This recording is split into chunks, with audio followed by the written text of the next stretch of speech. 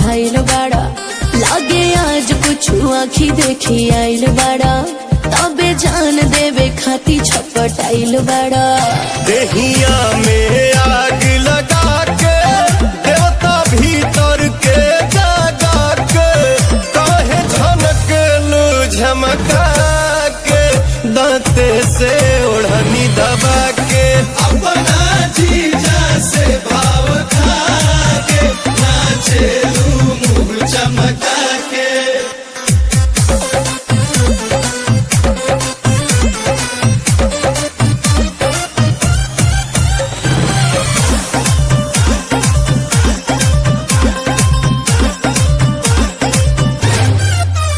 बाटे तहरे पर हमर ध्यान से अन अब हो गइलू तनी हमरो कदा कल्याण बताब कहाँ खो गइलू। काहे भइल बड़ा उन्मादी हो अभी मिली नहीं परसादी हो।